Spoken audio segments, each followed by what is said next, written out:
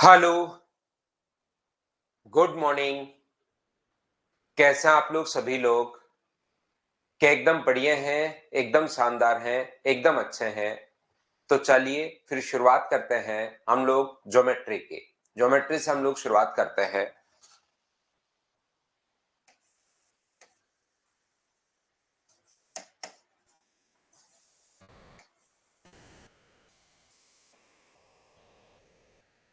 यहाँ पर ध्यान से समझने की कोशिश करना आप लोग, प्रत्येक बच्चा इंपॉर्टेंट टॉपिक है ये। और आप लोग कमेंट, मैं एकदम बढ़िया हूँ, एकदम शानदार हूँ, good morning good morning good morning भाई। अब हम लोग शुरुआत कर रहे हैं आज की क्लास। बहुत अच्छे से ठीक से हम लोग पढ़ने की कोशिश करेंगे, लेकिन उससे पहले आप लोग ज्यादा कमेंट्स करने के बजाय सिर्फ और सिर्फ मुझे ज्यादा सुनना। ज्योमेट्री जो है इंपॉर्टेंट टॉपिक है, चाहे एसएससी ले लो, चाहे रेलवे ले लो, चाहे सीडीएस ले लो, एक बहुत ही इंपॉर्टेंट टॉपिक है ज्योमेट्री। काफी बड़ा टॉपिक भी है। इसको मैं कंप्लीट आपको प्री मेंस सीडीएस हर लेवल का मैं आप लोगों को पढ़ाऊंगा। याद रखना, आज तक जितने भी क्वेश्चंस इसके पूछे गए ध्यान से समझने की कोशिश करो, प्रत्येक बच्चा। इसके नोट्स में आप लोगों को थ्योरी के नोट्स दूंगा। इसके जो नोट्स हैं, थ्योरी के जो नोट्स हैं, वो आप लोगों को मिलेंगे। याद रखना, मैं समझाते चलूंगा, आप लोगों को नोट्स प्रोवाइड हो जाएंगे। आप लोग नोट्स पढ़ लेना, लेकिन समझ में नहीं आएगा जब तक मैं नहीं समझाऊंगा। लिखा हुआ आपको मिल जाएगा, लेकिन जब तक मैं नहीं समझाऊंगा वो नोट्स आप लोगों को समझ में नहीं आएंगे। ये आप लोग याद रखना।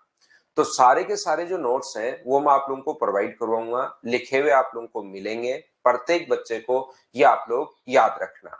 लेकिन फिर भी मैं चाहता हूं कि एडवांस मैथ्स की अगर हम लोग शुरुआत कर रहे हैं, तो एडवांस मैथ्स के आप लोग चाहो तो खुद के हाथ से भी नोट्स बना लेना। क्योंकि खुद का लिखा हुआ रिवीजन जो होता है वो बड़ा जल्दी होता है बाद में रिवीजन। इसका मतलब ये नहीं है कि कुछ बच्चे शुरुआत में ही टाइम खराब करना शुरू कर देते हैं। वो एक नंबर जैसे पॉइंट मैंने पढ़ाया, ऊपर मैंने डाला, जैसे मान लीजिए ट्रायंगल, मान लीजिए ऊपर मैंने ट्रायंगल लिखा, फिर एक नंबर लिखते हैं हरे कलर में, ट्रायंगल लिखते हैं लाल कलर में, नीचे उसका डायग्राम बनाते हैं पीले कलर में, फिर नीचे जो सॉल्यूशन है वो करते हैं ब्लू कलर में, लास्ट में उत्तर जो है वो लिखते हैं काले कलर में, फिर अपने पास अगला पॉइंट डालते हैं सफेद कलर में। ये इस टाइप से करके वो 7 8 10 पेन काम में ले लेते हैं। तो ये ज्यादा बहुत सुंदर, मैं आपको ध्यान से समझने की कोशिश करना। शुरुआत के 5 7 मिनट में आपके लूंगा, आपको कुछ चीजें मैं बताने वाला हूं कि ध्यान रखना, आपको इस टाइप के अलग अलग कलर काम में नहीं लेने, अलग अलग पेन। कहीं बैठकर सुंदर सुंदर नोट्स बनाओ।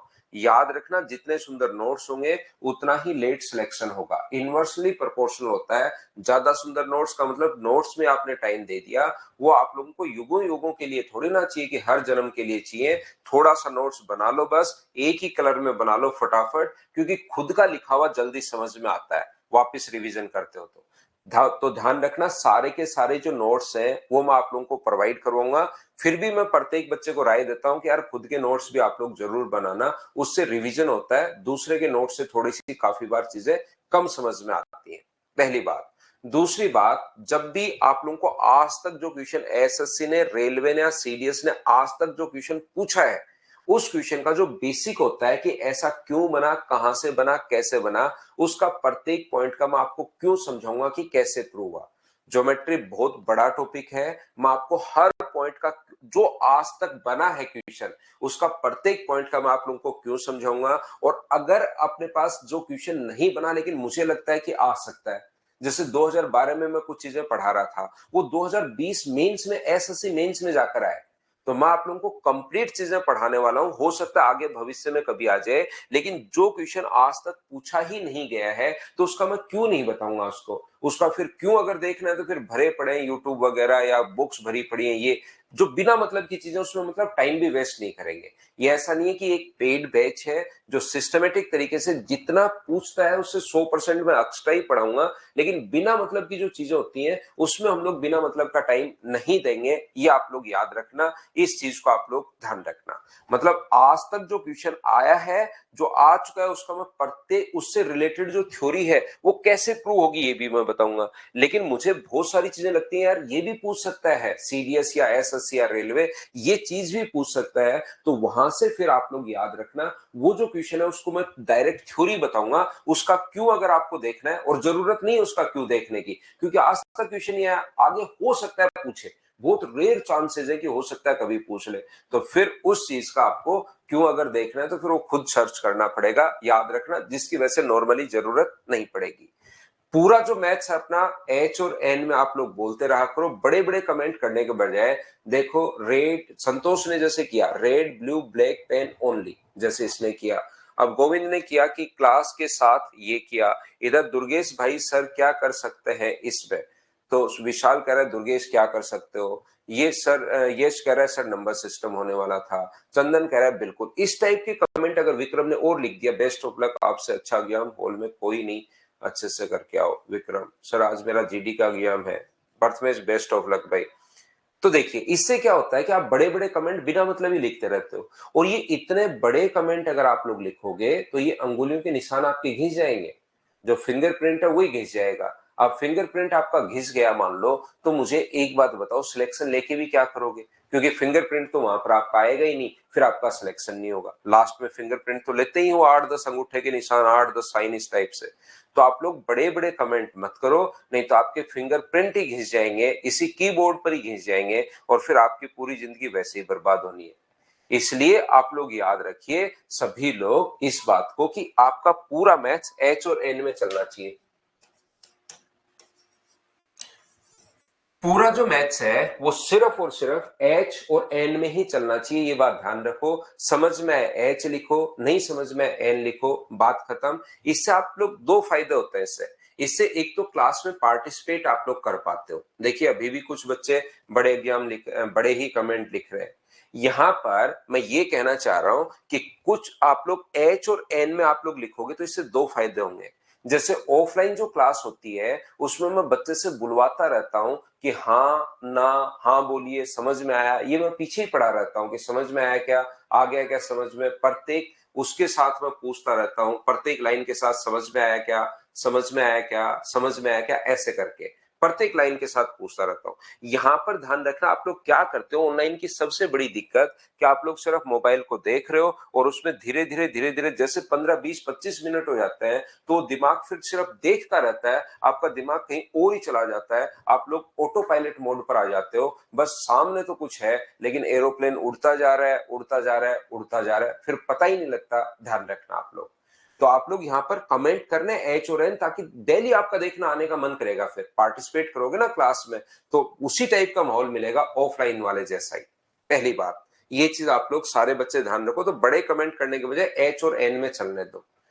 यहाँ पर आज देखिए कितने बच्चे हैं, लेकिन मैं बता दूं जैसे ही मुझे पढ़ाते हुए 15 दिन होंगे उसके बाद यहाँ पर पढ़ने के लिए मेरे पास 50% बच्चे ही रहेंगे, याद रखना। मैं भविष्य बता रहा हूं आपका, आप लोगों का सुबह सुबह आज खड़े होके मैं भविष्य बता रहा हूं कि ओनली 50% बच्चे ही बचेंगे। क्यों? क्योंकि आप लोग पहली क्लास में, आज मैं कुछ समझाऊंगा, ऐसा हो ही नहीं सकता कि आपके समझ में नहीं आए।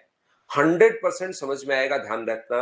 कल की क्लास में समझ में आएगा, परसों थोड़ा कम समझ में आएगा। अगर डेली पढ़ोगे तो डेली आपको समझ में भी आएगा, लेकिन आज की चीज आपने अगर आज नहीं पढ़ी तो परसों की क्लास में थोड़ा थोड़ा कम समझ में आएगा, 5वीं क्लास में और कम आएगा, 10वीं क्लास में जाते जाते समझ में आना बंद, और आपका क्लास लेने का मन ही नहीं करेगा, याद रखना।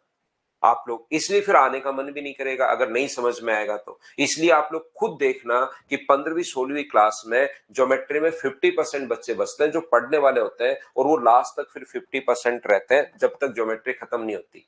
फिर जैसे मैं मेंसुरेशन लेकर आऊंगा उसमें वापस से बहुत सारे बच्चे आएंगे, फिर से वही रेगुलर नहीं पढ़ोगे तो फिर आपका आने का मन नहीं करेगा, तो आप लोग नहीं आओगे। तो याद रखना, रेगुलर रहो, आप लोग सिर्फ और सिर्फ रेगुलर रहो, बाकी मैथ सिखाने का काम मेरा है, ये चीज आप लोग ध्यान रखो। डेली आप लोग इसको पढ़ना है। आप लोग एक प्रयोग करके देख सकते हो, आज जो मैं पढ़ाऊं अपनी नोटबुक में लिख लो, 20 दिन बाद जाकर उसको वापस पढ़ो तो आपको ये समझ में भी नहीं आएगा कि ये मैंने कब पढ़ा था, और फिर सोचते हो यार ये मेरी नोटबुक में कौन लिख गया। फिर राइटिंग मैच करते हो कि ये राइटिंग मेरी है, ये इधर वाली लिख लग तो मेरी रही है, लेकिन ये लिख कब दिया मैंने यही याद नहीं रहता 20 दिन बाद। तो रेगुलर पढ़ना, जो भी मैं पढ़ाऊं उसको पढ़कर आप लोग आया करो। मैं मानकर चल रहा हूं कि आपको ज्योमेट्री में कुछ भी नहीं आता, आपको ज्योमेट्री में कुछ नहीं आता, आप लोग पहली बार पढ़ रहे हो, ये चीज मैं मानकर चल रहा हूं। लेकिन कल की क्लास में मैं ये मानकर चलूंगा कि आपने पिछला याद कर लिया होगा। चलिए शुरुआत करते हैं। यहां पर ज्योमेट्री के अंदर अपने पास बहुत सारी चीजें हैं। ज्योमेट्री जो अपने पास है उसमें बहुत सारे पॉइंट अपने पास है, जैसे अपने पास लाइन एंड एंगल्स है,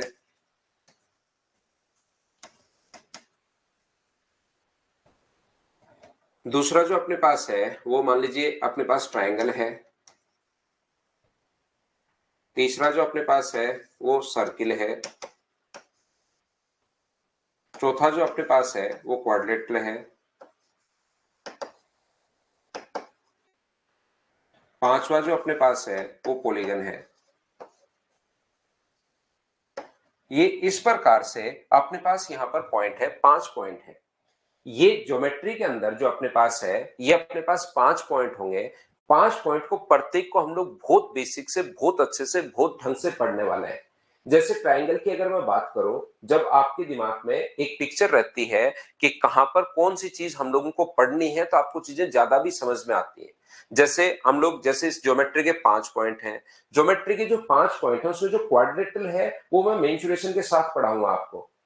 ये वाला जो पॉइंट है ये मैं आप लोगों को पढ़ाने वाला हूं मेंसुरेशन जब हम लोग पढ़ेंगे, क्योंकि क्वाड्रेटल के इक्वेशन ज्योमेट्री में कम और मेंसुरेशन के ज्यादा आते हैं। तो क्वाड्रेटल की ज्योमेट्री भी मैं मेंसुरेशन के साथ आप लोगों को जस्ट मेंसुरेशन से जस्ट पहले आप लोगों को क्वाड्रेटल की ज्योमेट्री भी मैं आप लोगों को बता दूंगा मेंसुरेशन के साथ।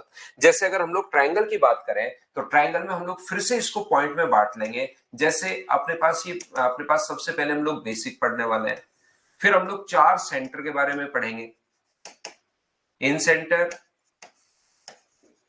सेंट्रोइड, सरकम सेंटर और ऑर्थो सेंटर। फिर हम लोग यहां पर कॉन्ग्रेंसी और अपने पास सिमिलरिटी 7 नंबर। 8 नंबर अपने पास हम लोग सीवीएन के बारे में पढ़ लेंगे। 9 नंबर हम लोग एमपीजी के बारे में पढ़ लेंगे और 10 नंबर हम लोग मिसलेनियस कोई पॉइंट अगर होगा मिक्स करके तो वो हम लोग पढ़ लेंगे। ये अपने पास 10 पॉइंट हम लोग पढ़ने वाले हैं। किसके अंदर 10 पॉइंट हम लोग पढ़ने वाले हैं यहाँ पर ट्रायंगल के अंदर। ट्रायंगल का जो अपने पास है यहाँ पर ध्यान से समझने की कोशिश करना। ट्रायंगल जो अपने पास है उसमें याद रखना फिर से, जैसे इसके हम लोग पढ़ लेंगे 7 पॉइंट, इसके हम लोग पढ़ लेंगे 13 पॉइंट्स, सेंट्रोइड के फिर से हम लोग 13 पॉइंट्स पढ़ लेंगे, इसके हम लोग पढ़ लेंगे जैसे 10 पॉइंट, इसके अपने पास 10 पॉइंट होंगे। इसके अपने पास कॉन्ग्रुएंसी की अगर बात करें तो अपने पास 3 पॉइंट कॉन्ग्रुएंसी ऐसे ये अपने 4 मान लीजिए। सिमिलरिटी के आप लोग 7 पॉइंट मान लीजिए। सीवीएन के अपने पास यहाँ पर 5 पॉइंट मान लीजिए। ऐसी एमपीजी अपने पास 2 पॉइंट मान लीजिए और मिसलेनियस के 5-6 पॉइंट और मान लीजिए। तो टोटल करके इस प्रकार से अपने पास ट्रायंगल की अगर हम लोग बात करें तो अपने पास ये जो हुआ है 20, 33, 43, 53, 57, अपने पास यहाँ पर 64 और अपने पास 10, लगभग अपने पास 75 पॉइंट अपने पास मान लीजिए। अप्रोक्स में 75 पॉइंट इसके हैं। टोटल अगर हम लोग बात करें सर्किल की बात करें तो इसके मान लीजिए अपने पास 25 पॉइंट, इसके मान लीजिए 8-10 पॉइंट, ऐसे करके टोटल 140 पॉइंट के अप्रोक्स है टोटल ज्योमेट्री। ये 140 पॉइंट बहुत ज्यादा भी नहीं है। जैसे जैसे हम लोग समझते चलेंगे सारी चीजें आपकी क्लियर होती हुई चली जाएंगी, लेकिन एकदम सिस्टमेटिक तरीके से हम लोग पढ़ने वाले हैं कि मैं आपको सबसे पहले मानकर चल रहा हूं कि आपको कुछ नहीं आ रहा है, एकदम आप लोग बेसिक एकदम जीरो आप लोग हो। इस टाइप से सारे के सारे जो पॉइंट्स हैं वो हम लोग पढ़ते रहेंगे। याद रखना, मैं फिर बता रहा हूं, जो क्वेश्चन आज तक आ चुका है उसको हम लोग हमेशा और हमेशा प्रूव करते हुए चलेंगे कि कहां से कैसे और क्यों बना। और ज्योमेट्री पढ़ने का सबसे बढ़िया तरीका आपको लगता है सर मैं देखते ही क्वेश्चन को इस पर ऐसी कमांड करना चाहता हूं कि कोई भी क्वेश्चन आ जाए मैं 100% कर लूं, तो उसका सिर्फ और सिर्फ एक ही तरीका है। प्रत्येक बच्चा ध्यान रखना कि यहां पर अपने पास जो भी चीज आपको दिखाई दे ज्योमेट्री में उससे पहले क्यों लगा दिया करो कि ऐसा क्यों हुआ। जब आपको कोई भी पॉइंट दिखाई दे ज्योमेट्री का करने का जो तरीका होता है, आपको लगता है मेरी भयंकर सर कमांड होनी चाहिए कि मेरे पास तो कोई क्वेश्चन आ जाए कभी भी तो मैं उसको तुरंत कर लूं, कभी ऐसा नहीं होना चाहिए कि नहीं कर पाऊं। उसका सिर्फ और एक ही तरीका है और वो ये है कि हर पॉइंट के साथ क्यों लगा दो कि ऐसा क्यों हुआ। तो आप लोग यहां पर पढ़ने की कोशिश करते हैं। ट्रायंगल से हम लोग चलिए शुरुआत करते हैं। सबसे पहले पहला पॉइंट मैं आप लोगों को पढ़ा रहा हूं ट्रायंगल, और ट्रायंगल में भी सबसे पहले पहला पॉइंट हम लोग पढ़ रहे हैं, बेसिक हम लोग पढ़ रहे हैं त्रिभुज के बारे में हम लोग देख रहे हैं। और त्रिभुज में मैंने जैसा बताया 10 पॉइंट मैं आप लोगों को बताने वाला हूं। उसका पहला पॉइंट मैं आप लोगों को बता रहा हूं ट्रायंगल का। फर्स्ट जो पॉइंट है, जो बेसिक इसका है, उसको हम लोग देखते हैं। चलिए उस पर हम लोग बात करते हैं। अब मेरी बात ध्यान से सुनना, अब सिर्फ मुझे ज्यादा सुनना और खुद आप लोग कम बताना। यहां पर अपने पास ट्रायंगल या अपने पास त्रिभुज, a close figure bounded by 3 sides, तीन भुजाओं से घिरी हुई अपने पास बंद आकृति जो होगी वो अपने पास त्रिभुज होगी, वो अपने पास ट्रायंगल होगी। सबसे पहले हम लोग ट्रायंगल पर आए। ट्रायंगल का पहला पॉइंट बेसिक, और बेसिक का भी अब अपने पास पहला पॉइंट मैं आप लोगों को बता रहा हूं। A close figure bounded by 3 sides, तीन भुजाओं से घिरी हुई बंद आकृति जो होती है वो अपने पास ट्रायंगल होगा, वो अपने पास त्रिभुज होगा, याद रखना।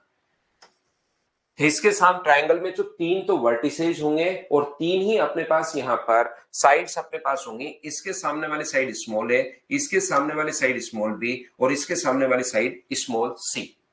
इसके जब भी आप लोग ज्योमेट्री में याद रखना, नॉर्मली हिसाब किताब जो चलता है वो अपने पास ये चलता है कि किसी भी पॉइंट को अगर डिनोट करना है, दर्शाना अगर आपको है, तो हमेशा और हमेशा कैपिटल लेटर से, और किसी लेंथ को अगर डिनोट करना है लाइन को, तो हमेशा स्मॉल लेटर से। एक close figure bounded by 3 sides is called triangle. त्रिभुज की अपने पास परिभाषा होती है, लेकिन कोई अपने काम की है नहीं, ध्यान रखना आप लोग। एक बार मैं फिर बता रहा हूं आपको। भाई बड़े कमेंट मत करो, मोहित शर्मा अभी भी बड़े कमेंट कर रहा है। शिवम आपको हैप्पी बर्थडे भाई, आपको जन्मदिन के हार्दिक शुभकामनाएं। जिंदगी में खूब मेहनत कीजिए, खूब आगे बढ़िए। लेकिन मेरे बना करने के बाद भी कुछ बच्चे बड़े कमेंट कर रहे हैं भाई। कमेंट्स आपको नहीं करने हैं, पूरा मैथ्स आपको एच और एन में ही चलेगा। उससे मुझे पता है, कमेंट करते हो तो मुझे ऐसा लगता है कि बच्चे ने ट्यूशन पूछा होगा, और फिर आप लोग बड़ा सा कमेंट करते हो, जैसे मोहन ने कहा सर भगा दो उसको। ठीक है ना, तो उससे मुझे कमेंट की तरफ ध्यान जाता है। मेरे सामने कैमरे के सामने कमेंट्स भी चलते रहते हैं, तो उससे मुझे लगता है कि यार पूछा होगा आपने, तो दिमाग उधर जाता है। फिर आपका कमेंट आता है कि और अभिषेक क्या कर रहे हो, है ना। तो बड़े कमेंट करने के बजाय एच और एन में चलेगा तो वो डिस्टर्ब नहीं करते। मुझे लगता है कि एच और एन में ही चल रहा है, तो मैं एक बार देख लेता हूं, तो भी मैं वापस समझा देता हूं। लेकिन कमेंट मत करो भाई, बड़े कमेंट। यहां पर ये चीज आप लोग ध्यान से समझने की कोशिश कीजिए। एक बार फिर से मैं समझाता हूं, देखिए। और इन चीजों का याद रखना प्रत्येक बच्चा, इनको जो पढ़ने का या सीखने का जो तरीका ना, एक बढ़िया सा तरीका मैं बताता हूं। आप लोग हमेशा मुझसे पहले पढ़कर आया करो। मैं आपको नोट्स डलवा दूंगा 1 या 2 दिन में। ज्योमेट्री अपने 25-30 दिन चलेगी, मैं नोट्स डलवा दूंगा आप लोगों के लिए। तो मुझसे पहले आप लोग पढ़कर आया करो, रीडिंग मार के आया करो। मुझसे कुछ भी नहीं समझ में है, कोई बात नहीं, मत आने दो। आप तो सिर्फ रीडिंग मार के आया करो कि मैंने ये लो ट्रायंगल सर पढ़ा रहे हैं तो इसको मैंने रीड कर लिया, बस पढ़कर आ जाया करो, समझ में आया या नहीं आया। फिर मुझसे पढ़ा, और वो 5 मिनट में मार लिया करो रीडिंग। जैसे सुबह सुबह आ जाते हो, 5 मिनट पहले नोट्स की रीडिंग मार ली, और उसके बाद आप लोग मेरे साथ पढ़ा करो। फिर आप लोग जैसे ही मेरी क्लास खत्म होती है, क्लास खत्म होते ही 15 मिनट के लिए वो चीज सारी की सारी किसी को पढ़ा दो। किसी भी को भी पकड़ो और उसको 15 मिनट में पढ़ा दो कि आज मैंने ये पढ़ा, देख तेरे को सिखा देता हूं। सर हमसे तो कोई पढ़ता ही नहीं, आपसे कोई नहीं पढ़ता, मुझे भी पता है। तो आप लोग एक काम करो कि किसी फैन को पढ़ा दो, किसी दीवार को पढ़ा दो, सामने एक पेन रख लो उसको पढ़ा दो। वैसे तो कोई पढ़ेगा नहीं आपसे, तो किसी नोटबुक को किसी को भी पढ़ा दो, बस एक बार पढ़ा दो, फिर वो हमेशा के लिए याद रहेगा। याद रखना, ज्योमेट्री का पहले मैं पढ़ाऊंगा, फिर आप लोग पढ़ोगे, तो अगली बार फिर आओगे, या ये सारे के सारे वीडियोस फिर से देखने पड़ेंगे। अगर आप एक बार में समझना चाहते हो ज्योमेट्री, तो उसका सबसे बढ़िया तरीका है पहले खुद पढ़ कर आओ, फिर मुझसे पढ़ो, और फिर किसी को पढ़ा दो। ये 3 प्रोसेस कर लो अगले 25 दिन, फिर देखना आप लोग खुद ही आप लोग कहोगे कि सर हमारी ज्योमेट्री बहुत ज्यादा इंप्रूव हो गई है। ये मैं आपसे वादा कर सकता हूं कि मुझसे बढ़िया कोई नहीं पढ़ाएगा आपको। इतना आपको ये याद रखना। अब हम लोग शुरुआत करते हैं, तो कमेंट मत करना भाई, ये चीज याद रखो। पहले पॉइंट से मैं शुरुआत कर रहा हूं, और चलिए अब हम लोग अच्छे से पढ़ते हैं। डेली हमारी इतनी बात होती है नहीं, कोई भी टॉपिक शुरुआत करता हूं तो थोड़ा सा मैं बच्चे को बताता हूं कि कैसे पढ़ना चाहिए। नहीं, नॉर्मली डेली में आऊंगा और आकर आपको पढ़ाना शुरू करूंगा, और लास्ट तक पढ़ाते ही रहूंगा। तो ये कोई बच्चा मत सोच लेना कि डेली इतनी बात होगी, डेली इतनी बात नहीं होगी, याद रखना आप लोग। तो पहला पॉइंट अपने पास ये है कि त्रिभुज के तीनों अपने पास यहां पर एक close figure bounded by three sides is called triangle. तीन भुजाओं से घिरी हुई बंद आकृति त्रिभुज होगी, तीन वर्टिसेज होंगे, तीन साइड होंगे। पहली बात, त्रिभुज के तीनों कोणों का जो योग होता है a प्लस बी प्लस सी, वो हमेशा होता है 180 डिग्री। जैसा मैंने कहा आपको कि सबसे बढ़िया जो तरीका है ज्योमेट्री सीखने का, पढ़ने का तरीका मैंने बता दिया है, और सीखने का सबसे बढ़िया तरीका ये होता है कि जो भी चीज देखो उससे पहले क्यों लगा दो। जैसे ही पॉइंट आए उससे पहले क्वेश्चन मार्क लगाओ कि ऐसा क्यों हुआ, जिससे अपने पास चीजें याद रहेंगी। एक त्रिभुज के तीनों कोणों का योग 180 डिग्री होता है, ट्रायंगल के तीनों एंगल्स का सम 180 डिग्री होता है। तो उससे पहले क्यों लगा दो कि सर ऐसा क्यों होता है, ध्यान रखना। खुद को सोचना आपको कि ऐसा क्यों हुआ, खुद सोचने की कोशिश करनी है। कोई चीजें आएगी, कोई चीज अपने पास नहीं आएगी। चलिए मैं आप लोगों को बताता हूं। ऐसा तो है नहीं कि भगवान ने पूरा ब्रह्मांड बनाया, उसी टाइम एक व्यक्ति को बनाया, व्यक्ति के दिमाग में डाल दिया कि ले तेरे दिमाग में ये ले, ट्रायंगल के तीनों एंगल्स का सम 180। उसने अपने बच्चों को बताया, उसने अपने बच्चों को बताया, ऐसे करते करते पूरे उसमें फैल गया। ऐसा तो है नहीं। ध्यान से समझने की कोशिश करना। ये अपने पास एक ट्रायंगल है ए बी और सी। याद रखना, जो भी चीजें प्रूव करने के काम आएंगी, आगे की चीजें सिमिलरिटी वगैरह पहले काम आती रहती हैं। तो जो भी चीज प्रूव करने के लिए हमारे काम आएगी उसको हम लोग यहाँ पर एक बार लिख लेंगे कि भाई ये याद कर लो। जहां पर आएगा मैं वहां पर बता दूंगा आपको। याद रखना, एक अपने पास जब भी दो लाइन पैरेलल है तो ऑल्टरनेट एंगल हमेशा बराबर होता है।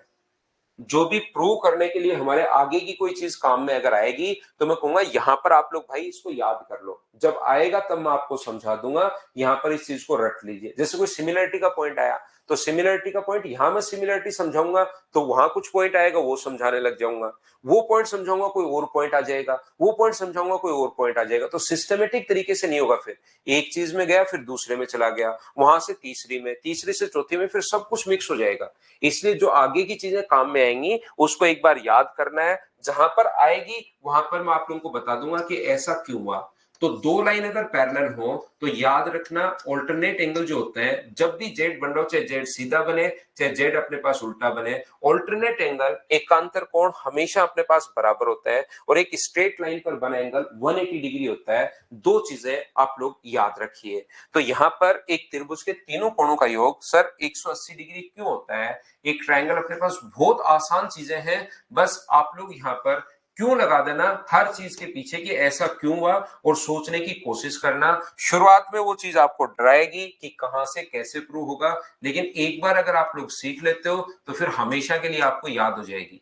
हम लोग इस चीज को प्रूव करने के लिए क्या करते हैं, ए से पास होती हुई और बीसी के पैरेलल एक स्ट्रेट लाइन खींचते हैं। बोलिए ठीक है क्या? बिल्कुल सही है। यहां पर पंकज कुमार पता नहीं क्या कह रहा है, एन लिख रहा है, पता नहीं किस चीज के लिए। अब कुछ बच्चों को मुझे यही समझ में नहीं आता कि इसने एन किस लिए लिखा।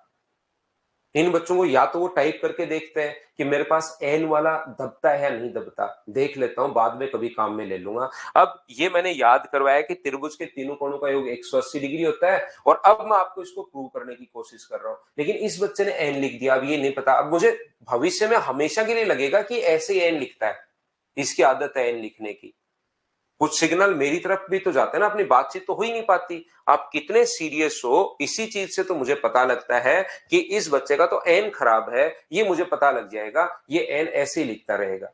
देखो, मुझे लगता है कि मैं पूरी क्लास को साथ लेकर चलूं। ध्यान से सुनिए आप लोग। तो दो, अगर हम लोग बीसी के पैरेलल और ए से पास होती हुई एक स्ट्रेट लाइन हम लोग खींचते हैं, तो मुझे बताइए जब भी जेड बन रहा हो ऑल्टरनेट एंगल हमेशा बराबर होता है। ये वाला एंगल अगर बी है तो ये वाला एंगल भी कितना होगा, तो याद रखिए बी होगा। ऑल्टरनेट एंगल पैरेलल लाइन से जब भी जेड बन रहा हो, ये अगर बी है तो ये भी बी होगा। हाँ और ना बताइए, क्या सब लोग इस बात को समझ पाए हो क्या कि दोनों एंगल ये बराबर।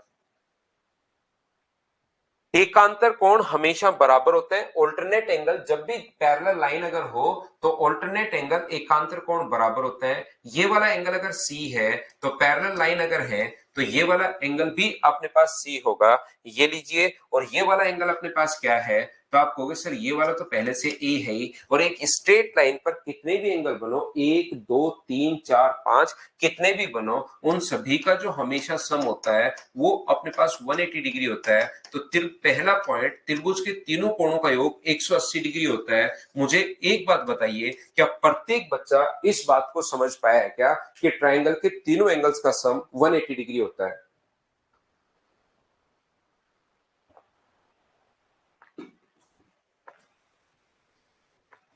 त्रिभुज के तीनों कोणों का योग 180 डिग्री होता है, ये बात आप लोग समझ पाए हैं क्या सभी लोग?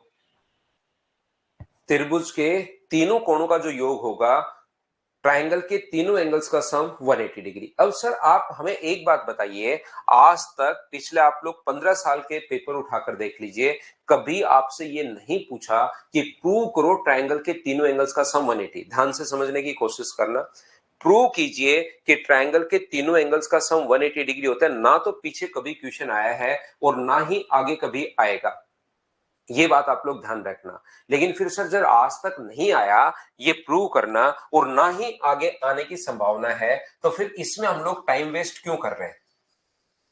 इसमें हम लोग टाइम लगा क्यों रहे हैं? ना तो आज तक आया है और ना ही आगे हम लोगों से पूछ सकता है।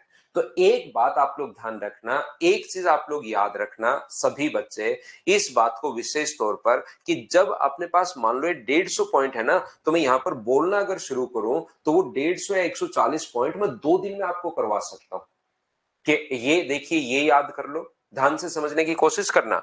मैं कहूंगा इस चीज को याद कर लो, पहला पॉइंट ये आप लोग ऐसे करके, मैं कहूंगा पहला पॉइंट याद कर लीजिए, दूसरा पॉइंट फिर से याद कर लो, तीसरा पॉइंट फिर से याद कर लो, आपका दिमाग याद भी कर लेगा, चौथा पॉइंट फिर से याद कर लो, याद कर लेगा, पांचवा पॉइंट याद कर लेगा। लेकिन जैसे जैसे छठा, सातवां, आठवां, नौवां, 10वां पॉइंट होते होते जाएंगे, वैसे वैसे आपका दिमाग कहेगा कितना याद कर लूं। याद तो कर लूंगा लेकिन कितना याद कर लूं। जैसे आपके पास एक बुक होगी लुसेंट, बहुत सारे बच्चों के पास होती है, तो लुसेंट कभी भी याद नहीं होती। क्यों नहीं होती? क्योंकि उसकी हर लाइन ही एक क्वेश्चन है। उसकी हर लाइन, लुसेंट जो ब्लू कलर की है, उसकी हर लाइन एक एक क्वेश्चन है।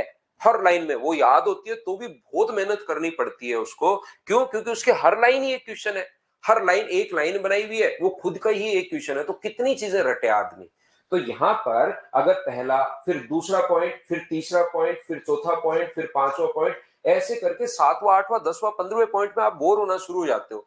वो तो लुसेंट तो फिर भी ठीक है, हिस्ट्री बता रखी कि कौन कब मर गया था, कौन कब जिंदा हुआ था, किसका जन्म कब हुआ, कौन सी लड़ाई कब हुई, इसमें थोड़ा इंटरेस्ट आता है। इसमें ये याद करोगे त्रिभुज के तीनों कोणों का योग, फिर ये वो, तो 15वें 16वें पॉइंट पर तो आपका दिमाग आपको कहेगा कि यार तू कर क्या रहा है, ये बिना मतलब की चीजें हैं, एसएससी, रेलवे, सीडीएस छोड़ दे, इसके बिना भी तेरा सिलेक्शन हो जाएगा। इसमें क्या करते हैं हम लोग, कम से कम ध्यान से सुनने की कोशिश करना। हमने कम से कम 4-5 मिनट जब देता हूं मैं इसको प्रूव करने के लिए, तो कभी भी एक तो फायदा ये होता है कि कभी जब बेसिक क्वेश्चन अंदर से क्वेश्चन बनते हैं तो एक अपने बच्चे का दिमाग चलता है जब ये पढ़ा हुआ रहता है, और दूसरा जब इसको समझाते हैं तो ये चीज 5 मिनट के लिए आपके दिमाग में रहती है। तो 5 मिनट जब दिमाग में आपके रहती है तो फिर ये हमेशा के लिए याद भी रहती है कि हाँ, ये तो एक एग्जाम्पल मैंने लिया है, इसलिए प्रूव याद नहीं करना। ये जो याद रहे नहीं रहे, याद सिर्फ ये रहना चाहिए, ये तो एक बार सिर्फ देखना है कि अच्छा ऐसे होता है और बात खत्म। बात समझ रहे हो ना आप? तो ये याद नहीं करना, आपको ये नहीं करना है, आपको सिर्फ ये याद करना है। ये तो एक बार आपको करके देख लेना है कि अच्छा ऐसा होता है, क्योंकि सूखी चीजें नहीं रटी जाती। किसी को समझा दिया जाए, चाहे आर्ट्स का बच्चा हो, कॉमर्स का हो, साइंस का हो, हर बच्चे की आदत ये होती है कि समझा दिया जाए तो उसके बाद वो याद भी कर लेता है और दिमाग भी अपना ऐसे ही बना है। समझ लिया, करना पहले भी याद था, करना बाद में भी याद था, लेकिन समझने के बाद याद ज्यादा रहती है चीजें। तो ये चीज आप लोग ध्यान रखना। पहला पॉइंट मैंने आप लोगों को समझाया, दूसरे पॉइंट पर मैं आपको लेकर चलता हूं, पॉइंट नंबर 2 पर कोशिश करना समझने की। बेसिक मैं आप लोगों को अभी पढ़ा रहा हूं। ये अपने पास एक ट्राइंगल है ए, बी और सी। अपने पास एक ट्राइंगल है ए, बी और सी। ये अपने पास इसके इंटीरियर एंगल है, और इसको आगे बढ़ाने पर ये वाला जो अपने पास होता है, ये अपने पास एक्सटीरियर एंगल अपने पास है। ये वाला एंगल अगर अपने पास x है और ये वाला अगर अपने पास y है, तो याद रखना जो एक्सटीरियर एंगल जो होगा वो अंतः अभिमुख कोणों के योग के बराबर होता है। एंगल अल्फा जो होगा वो हमेशा angle x plus angle y के बराबर होगा। ये चीज आप लोग याद रखना। एक्सटीरियर जो एंगल अपने पास होता है,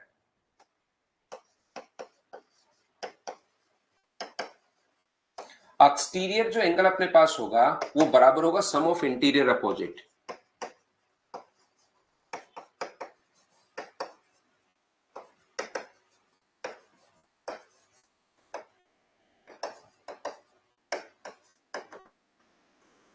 जो अपने पास बाह्य कोण होता है वो अंतः अभिमुख कोणों के योग के बराबर होता है, याद रखना। बहुत इंपॉर्टेंट थ्योरम है, काफी सारे क्वेश्चंस आते हैं। बाह्य जो कोण होगा वो हमेशा अंतः अभिमुख, बाह्य कोण अंतः अभिमुख कोणों के योग के बराबर होता है।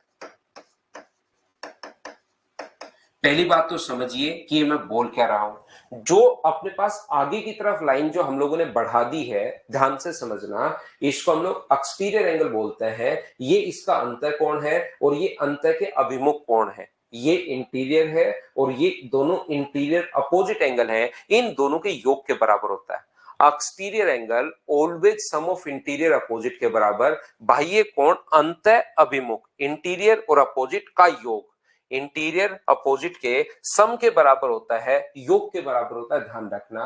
अब बात यह है कि अपने पास ये यहां पर आया कहां से आया अपने पास। देखिए बहुत आसान चीजें हैं, बस थोड़ी सी सोचने की कोशिश करनी है। लेकिन मुझसे पहले आप लोग पढ़कर आया करो थ्योरी, रीडिंग मार के आया करो थ्योरी की, ये आप लोग ध्यान रखिए सभी बच्चे। पहले आप लोग पढ़कर आएंगे सभी लोग, ध्यान रखो, फिर मेरे साथ पढ़ेंगे और घर पर मेरे पढ़ाते जैसे ही मेरी क्लास खत्म होती है 15 मिनट में किसी को पढ़ा दो, थ्योरी इतने में आपको याद हो जाएगी। मुझे बताइए ये वाला एक एंगल अगर अपने पास x है, ये वाला एंगल अगर x है और ये वाला एंगल अगर y है, तो त्रिभुज का तीसरा कोण ये कितना होगा। तो आप लोग कहोगे सर ये वाला जो एंगल होगा ये होगा 180 माइनस एक्स प्लस वाई। ये वाला अपने पास ये लीजिए, त्रिभुज का जो तीसरा कोण है वो 180 अपने पास plus 180 minus x plus Y, और ये वाला एंगल जो है वो अपने पास अल्फा है, ये लीजिए। ये अंदर वाला जो एंगल अपने पास है वो 180 माइनस एक्स माइनस वाई, और बाहर वाला जो एंगल है वो अपने पास अल्फा है। तो क्या हम लोग इन सभी को अगर ऐड कर दें तो क्या अपने पास 180 एक स्ट्रेट लाइन पर बना एंगल, ये 180 माइनस एक्स प्लस वाई समझ में आया क्या। त्रिभुज के तीनों कोणों का जो योग होता है, यहां पर तीनों कोणों का जो प्रैक्टिस, एक बच्चा कह रहा है सर आकाश सर आप अपना प्रैक्टिस बैच निकालते हो क्या। आप लोग बताइए भाई, प्रैक्टिस करने की आपको जरूरत है तो हम लोग बैच ले आएंगे एक, और अगर आप लोग कर पाते हो साथ साथ तो फिर तो क्यों ही लाना। अगर आपको लगता है, सभी बच्चे बता दीजिए, अगर आपको प्रैक्टिस बैच की जरूरत है तो अपन ले आते हैं, ठीक है ना। और नहीं है तो फिर अगर साथ साथ आप कर लेते हो तो फिर नहीं लाते, नहीं है ना, साथ साथ कर लेते हो तो फिर क्यों लाए आप। तो देखिए आप लोग ध्यान से समझने की कोशिश करना। एक x है, एक अपने पास y है, ये वाला जो एंगल अपने पास होगा वो 180 माइनस एक्स प्लस अपने पास y, इन दोनों को जोड़ के 180 में से अगर घटा दिया जाए तो मुझे एक बात बताओ, ये वाला एंगल, सभी लोग हाँ बोल रहे हैं कि समझ में आ गया, ठीक है। एक स्ट्रेट लाइन पर बना एंगल कितना डिग्री होता है, तो स्ट्रेट लाइन पर बना angle 180 minus x plus y बराबर प्लस अपने पास एंगल अल्फा बराबर 180 डिग्री। एक बार मैं फिर समझा रहा हूं, इन दोनों को ऐड करके 180 में से अगर घटा दोगे तो अपने पास ये वाला एंगल आ जाएगा, ये लीजिए, ये वाला एंगल अपने पास तीसरा आ गया। और एक स्ट्रेट लाइन पर बना एंगल जो होता है वो अपने पास 180 डिग्री होता है। बोलिए बिल्कुल ठीक है क्या। तो यहां पर 180 से 180 अपने पास कट गया है, तो एंगल अल्फा बराबर अपने पास होगा angle x plus angle y. ये लीजिए, ये अपने पास आ गया है। तो एंगल अल्फा जो अपने पास है angle x plus angle y के बराबर अपने पास आ गया है। तो यही हमें प्रूव करना था, ये हम लोगों को प्रूव करना था। बोलिए बिल्कुल ठीक है क्या। सुनील कह रहा है सर लाओ बैच, शिवा कह रहा है, ममता कह रहा है, ममता कुछ बच्चे कह रहे हैं नहीं लाओ, कुछ बच्चे कह रहे हैं लाओ, है ना। देखो, ध्यान से समझने की कोशिश करो अभी, लेकिन हम लोग पढ़ते हैं, हमारा पढ़ने का मूड है। आज की क्लास में थोड़ी सी बातचीत अपने पास हो चुकी है, तो अब मैं आप लोगों को सिर्फ पढ़ाता हूं, ध्यान से समझने की कोशिश करना। और याद रखना भाई, सारी क्लासेस में ऐसे बातें नहीं होती हैं, पहली क्लास में थोड़ी सी बातचीत हो जाती है जिसमें कैसे पढ़ना चाहिए वो चीज मैं समझा रहा हूं। एक्सटीरियर जो एंगल होगा, ये बाह्य जो कोण होता है, ये अंतः अभिमुख कोणों के योग के बराबर होता है, इसको आप लोग याद रखिए। यहां पर ये जो अपने पास होगा किसके बराबर होगा, x प्लस जेड के बराबर होगा, ये लीजिए। नेक्स्ट जो अपने पास है, ये जो एक्सटीरियर एंगल होगा वो अंतः अभिमुख कोणों के योग के बराबर होता है, तो ये वाला किसके बराबर होगा, x प्लस वाई के बराबर होगा। एक्सटीरियर एंगल ये किसके बराबर होगा, अंतः अभिमुख कोणों के योग के बराबर, तो y प्लस जेड के बराबर। ये था अपना दूसरा पॉइंट, बोलो बिल्कुल ठीक है क्या। Exterior angle always sum of interior opposite के बराबर होता है, हाँ और ना करके बताइए, क्या ये बात सभी लोग समझ पाए हो क्या।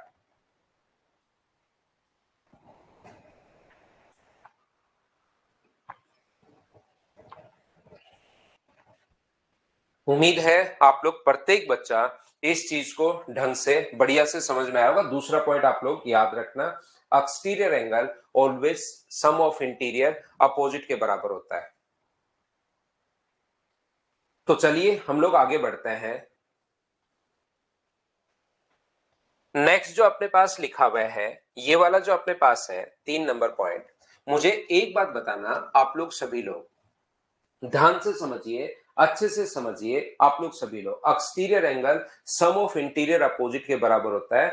बिल्कुल बेसिक पॉइंट मैं आप लोगों को बता रहा हूं, बाह्य कोण अंतः अभिमुख कोणों के योग के बराबर होता है, अच्छे से मैंने आपको समझा दिया है। ये जो अपने पास लिखा हुआ है, ध्यान से समझना, एक सिटी है अपने पास बी से सी पर। मेरी बात ध्यान से सुनिए, जो मैं बोल रहा हूं वो रिलेटेड चीजें मैं बोलता रहता हूं ताकि चीजें आपको समझ में आए। तो आप मेरी बात को ध्यान से, अच्छे से, ढंग से, ठीक टाइप से समझने की कोशिश करो।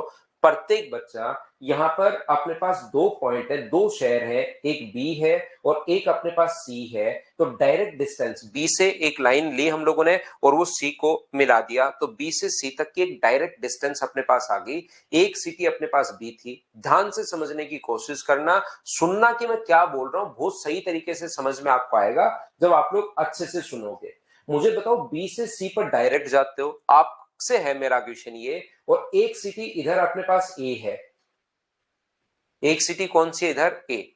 एक तो बी से सी पर जाते हो और दूसरा मैं बोलता हूं कि नहीं, बी से सी पर डायरेक्ट मत जाओ, बी से पहले ए पर जाओ और ए से फिर सी पर जाओ। अब बताइए डिस्टेंस जो है वो इंक्रीज होगी या डिक्रीज होगी, ये बात आप लोग सभी लोग बताओ।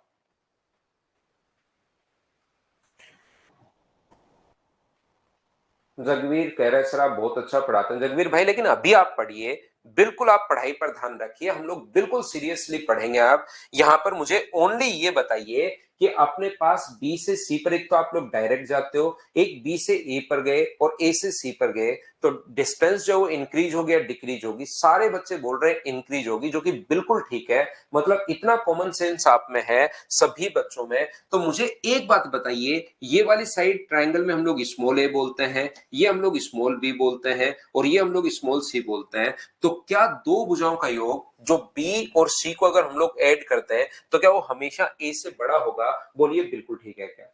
अगर बी और सी को हम लोग ऐड करते हैं तो क्या वो हमेशा और हमेशा, मुझे बताइए, ए अपने पास ए से बड़ा होगा, क्योंकि जो डायरेक्ट डिस्टेंस अपने पास है किसी भी ट्राइंगल में ए, बी और सी में, तो मुझे बताइए ये अगर ए है और ये अगर बी है तो ये अगर सी है, तो पहला पॉइंट में इसके अंदर क्या लिख सकता हूं क्या, कि दो भुजाओं का जो योग होगा बी प्लस सी वो हमेशा बड़ा होगा किससे, ए से। बताओ ऐसा लिखा जा सकता है क्या।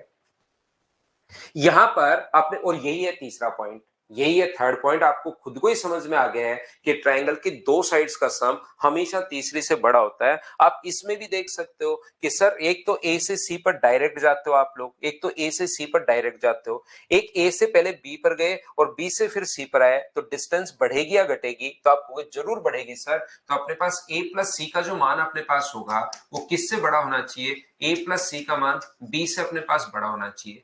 ऐसे ही जो डायरेक्ट, एक तो a से b पर जाते हो, डायरेक्ट जाते हो तो ये डिस्टेंस है, फिर a से पहले c पर गए, c से b पर आए, ऐसे अगर जाओगे तो डिस्टेंस बढ़ेगी। तो अपने पास यहाँ पर b प्लस अपने पास a जो होगा वो ग्रेटर देन होगा c, मतलब त्रिभुज की दो भुजाओं का योग हमेशा तीसरी से बड़ा होता है, थर्ड से बड़ा होगा। क्या ये चीज आप लोग याद कर पाए हो क्या? आप लोग सभी लोग समझ पाए हो क्या? बताओ। ये था अपना तीसरा पॉइंट। एक एक पॉइंट मैं आपको समझाता रहता हूं, आगे मैं बढ़ता रहता हूं। ट्रायंगल की दो साइड्स का जो सम होगा वो ऑलवेज थर्ड से बड़ा होगा, हमेशा तीसरी से बड़ा होगा। क्या आप लोग इस बात को समझ पाए हो क्या? बताओ मुझे।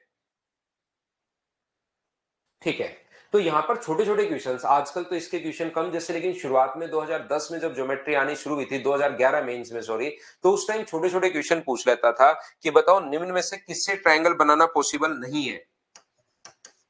ए बी अपने पास यहां पर सी और डी, ये होगा 3 4 और अपने पास 5 7 8 और 9 है, 3 5 और 8 है, 7 11 और 13 अपने पास है। अब यहां पर इस टाइप की क्वेश्चन पूछ लेगा कि बताओ निम्न में से किससे ट्रायंगल बनाना पॉसिबल नहीं है, किससे त्रिभुज बनाना संभव नहीं है, ये बात हम लोगों से पूछ लेता है। तो आप लोग मुझे एक बात बताओ, निम्न में से किससे त्रिभुज बनाना संभव नहीं है, किससे ट्रायंगल बनाना पॉसिबल नहीं है? तेज फीवर आ रहा है विद्याराम मीना, तो आप भाई आप क्या करोगे, आप रेस्ट करोगे, पढ़ाई मत करो। जब भी बहुत तेज ही अगर फीवर है तो पढ़ाई मत करो भाई, आप रेस्ट करो, अपने आप ठीक हो जाओगे। और फिर उसके दवाई तो लेनी है, जब तबीयत ठीक हो जाए तब आप पढ़िए। तो यहाँ पर 3 और 4 7 5 से बड़ा है, 4 एंड 5 9 3 से बड़ा है, 5 एंड 3 8 4 से बड़ा है। कोई भी दो साइड अगर ऐड करते हो तो तीसरी से बड़ी आनी चाहिए। यहाँ तो 3 और 5 8 इसके बराबर आ रहा है, इसका मतलब इससे ट्रायंगल बनाना संभव नहीं है। और यही तो वो पूछ रहा है कि किससे ट्रायंगल बनाना संभव नहीं है। छोटे छोटे क्वेश्चंस अपने पास बन जाते हैं। याद रखना, ट्रायंगल की दो साइड्स का सम हमेशा तीसरे से बड़ा और दो साइड का डिफरेंस हमेशा तीसरे से छोटा होता है। चौथा point. Fourth point, fourth point अपने पास ये है, एक ट्रायंगल अपने पास है ए बी और सी, ये स्मॉल ए है, ये स्मॉल बी है और ये अपने पास स्मॉल सी है। यहां पर ट्रायंगल की दो साइड्स का सम हमेशा तीसरी से बड़ा और दो साइड का जो डिफरेंस होता है वो हमेशा तीसरी से छोटा होता है। ये चीज आप लोग याद रखिए।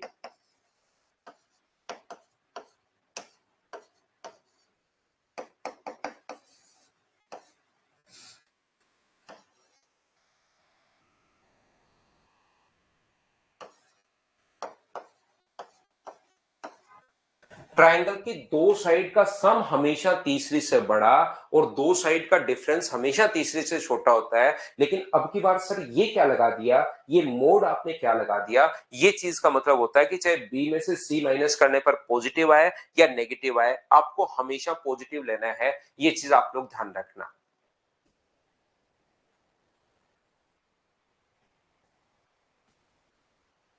एच आप तो एच ट्रिपल एच है, आपका नाम शायद अशोक है, आपने बताया था एक बार। एक बच्चा है एच अपने पास दो बार अशोक है, या ऐसा नाम भी बताया था आपने भाई, मैं नाम आपका शायद दिमाग से स्किप हो गया। एफ कैट में उसमें 20 में से 20 क्वेश्चन किए हैं, बहुत अच्छी बात है भाई, अगर आपका मैथ्स इंप्रूव हुआ है तो। ठीक है ना? अब आप लोग ध्यान से समझिए, इधर आइए। बहुत सही बात है कि इंप्रूव हुआ है आपका मैथ्स। ये क्या लगा दिया आपने सर, ये मोड क्यों लगा दिया? ध्यान रखना, मोड इसलिए लगाया है कि बी में से सी माइनस करने पर चाहे पॉजिटिव आए चाहे अपने पास नेगेटिव आए, आपको तो इसको पॉजिटिव लेना है। याद रखना, जैसे मैं बोलता हूं कि x का मान आप अपने पास 2 से भी बड़ा है और x का मान -2 से भी बड़ा है। x का जो मान है वो 2 से भी बड़ा है और -2 से भी बड़ा है। x का जो मान है वो 2 से भी बड़ा है, ध्यान से समझने की कोशिश करना भाई।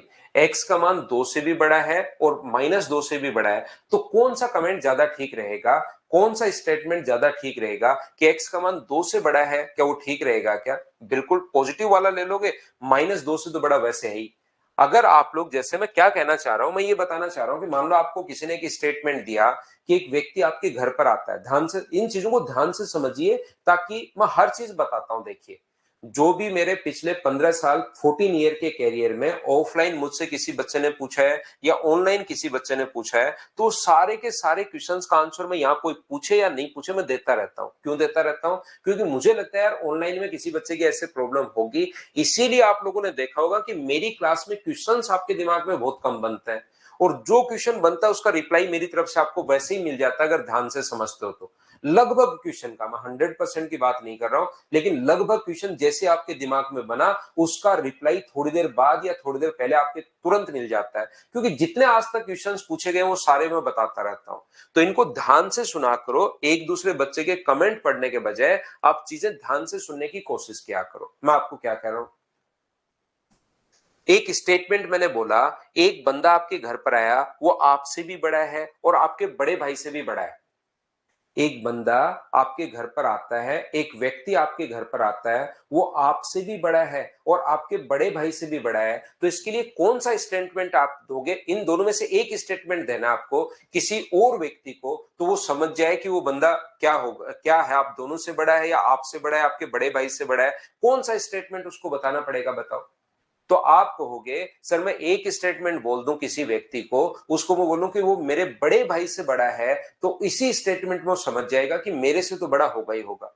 अगर आपने सिर्फ ये बोला कि वो आपसे बड़ा है, तो मुझे बताइए क्या कोई व्यक्ति समझ पाएगा कि आपके बड़े भाई से बड़ा है या नहीं है?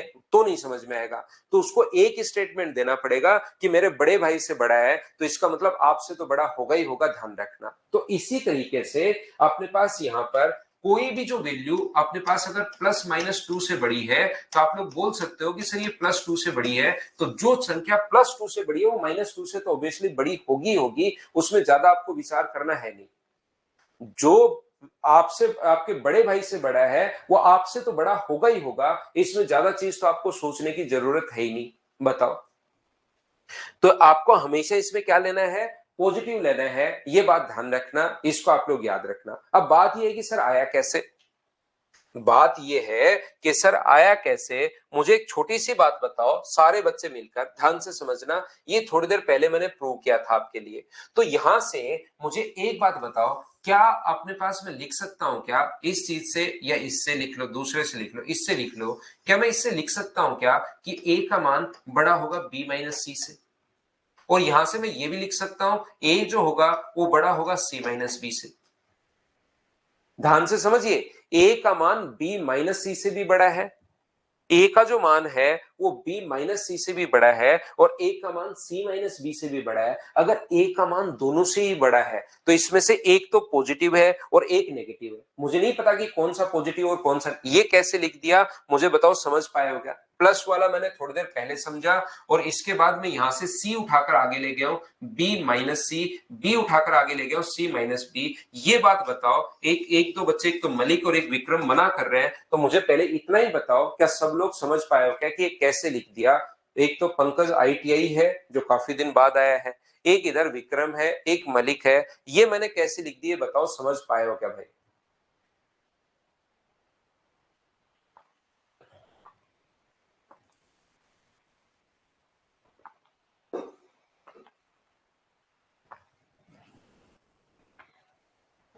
थोड़ी देर पहले जो पॉजिटिव वाला समझा कर गया हूं, 3 नंबर पॉइंट, ये शब्द ने कहा था 3 नंबर पॉइंट प्रत्येक से। अब ये मलिक एक बच्चा तो मना ही कर रहा है, अब मुझे बताओ इस बच्चे को मैं कैसे समझाऊं? अब अगर आप लोग प्लस का है तो आगे जाके माइनस का होता है, और माइनस का है तो प्लस का होता है। देखिए आपको दूसरी तीसरी चौथी क्लास का मैथ्स आना चाहिए, क्योंकि ये कंपटीशन का मैथ्स है। आपको मैं हमेशा, मैं हर किसी भी बच्चे को मैथ्स सिखा सकता हूं, लेकिन कंडीशन है कि आपको तीसरी चौथी क्लास का मैथ्स तो आना ही चाहिए भाई।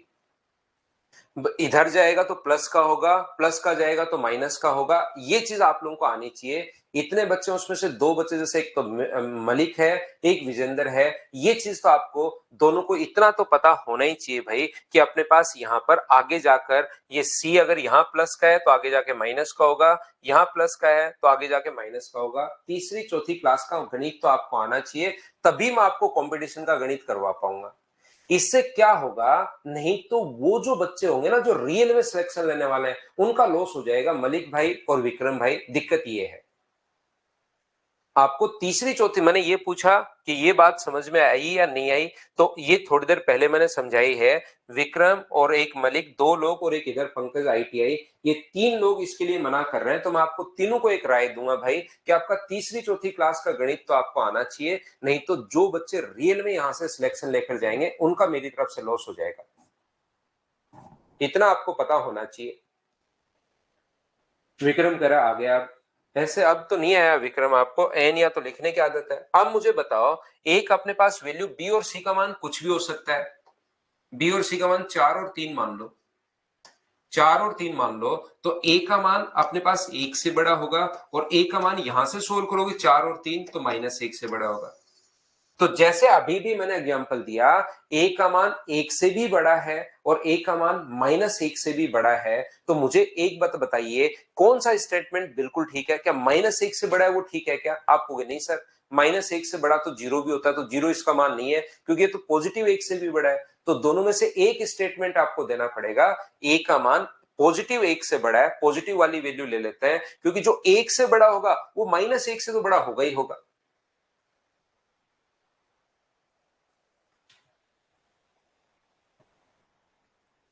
क्योंकि आप लोगों को ये जो अपने पास लिखा हुआ है ना, ध्यान से सुनिए, ये ग्रेटर देन लेस देन का साइन, ये जो साइन है, ये अपने पास यहां पर जो है, ये अपने पास जो साइन है, ये अपने पास फर्स्ट क्लास में आता है।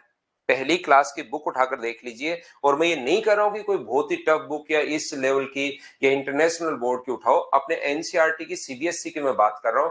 पहली क्लास में ये अपने पास है, ये वाली जो चीजें हैं ये फर्स्ट क्लास में अपने पास है, क्योंकि मेरा बेटा फर्स्ट क्लास में है, तो उसको अभी उसके फाइनल एग्जाम में, तो उसको मैंने देखा उसकी बुक में ये है कि मतलब कौन सा छोटा नंबर है, कौन सा बड़ा नंबर है। उनको वो नहीं सिखाते क्या, मगरमच्छ का मुंह किधर खुला है वो बड़ा होगा, किधर से बंद है वो छोटा होगा, ऐसे उनके मैम जो है वो उनको सिखाता है। तो आपको ये तो पहली क्लास की, फर्स्ट क्लास की चीजें हैं, और मैंने कहा 5वीं तक का गणित तो आना ही चाहिए। अगर ये किसी बच्चे को प्रॉब्लम है तो भाई ये तो आपको थोड़ा सा आना चाहिए। देखिए कि मैं अब नहीं सिखा पाऊंगा आपको कि यहां पर बैठ के मैं सिखाऊं कि देखिए कौन सा बड़ा है। आइए मैं आपको एक ट्रिक्स बताता हूं कि कौन सा बड़ा है। जिधर मुंह खुला है इसका वो वाली चीज बड़ी है, जिधर मुंह बंद है वो वाली चीज छोटी है। तो ये तो मैं आपसे उम्मीद कर सकता हूं कि ये चीज पता होगी भाई। मोड आपको पॉजिटिव के लिए मोड लगा देना है, आप तो ये मान लो मलिक कि अपने पास पॉजिटिव आया या नेगेटिव आया, तो कौन सा लोगे? पॉजिटिव। और पॉजिटिव लेना है तो उसके लिए मोड लगाते हैं, उसको समझना नहीं है, ये आपको पता होना चाहिए कि मोड पॉजिटिव के लिए लगाता है। विक्रम कह रहा है, विक्रम को ये बात तो समझ में नहीं आ रही, और वो कह रहा है सर स्टेट टॉप किया है मैंने। तो विक्रम आपका ये भी डिपेंड करता है कि कौन से स्टेट से हो आप, ये भी इस पर डिपेंड करता है कि कौन से स्टेट से आप हो, और उस टाइम जब टॉप किया था तब जांच वांच हुई थी नहीं हुई थी, ये चीज आप देखना पड़ेगा भाई सारी। उस टाइम कोरोना चल रहा था नहीं चल रहा था, वो सारी चीजें अपने को चेक करनी पड़ेंगी। इसमें काफी सारे वेरिएबल काम करेंगे, जैसे बारिश होगी या नहीं होगी उसमें एक वेरिएबल काम नहीं करता, बहुत सारे वेरिएबल काम करते हैं। ऐसे ही अपने पास यहाँ पर आजकल स्टेट टॉपर पर भी अपने पास काम करना पड़ेगा। तो ये चीजें अपने पास समझिए, मैं इतना स्लो पढ़ा रहा हूं, ये चीज मतलब नॉर्मली आप देखोगे ना कोई 10 मिनट में 5 मिनट में बता के निकल जाता है, मैं तो इतना स्लो पढ़ा रहा हूं आपको, इतनी चीजें समझा समझा कर मैं बता रहा हूं। तो ये चीजें तो आप लोगों को अब, कि आपको अगर मोड का नहीं पता तो कौन से स्टेट से टॉप किया आपने, फिर मेरी बात आपको सुननी पड़ेगी।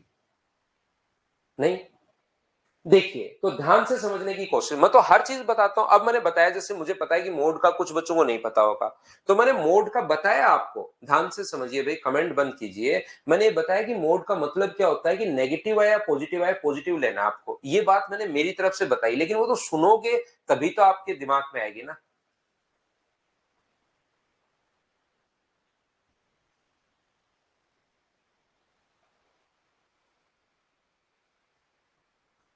देखिए अब ध्यान से समझने की कोशिश करना, किसी स्टेट, देखो मैं अगर किसी बच्चे से बात कर रहा हूं, एक चीज और मैं आपको बता दूं भाई, किसी बच्चे से अगर मैं बात कर रहा हूं, इसका मतलब पर्टिकुलर उसी बच्चे से, आप लोग कमेंट मत किया करो, क्योंकि मैंने तो जो क्वेश्चन पूछा उसका उसको बुरा नहीं लगता, क्योंकि इधर से मैं बता रहा हूं, मैं एक टीचर हूं, मैं उसको समझाने के लिए कुछ बता रहा हूं कि इस चीज पर ध्यान देना आपको। लेकिन आप लोग कमेंट मत किया करो उस बच्चे पर या किसी पर, फिर थोड़ा सा ठीक नहीं लगता उसको।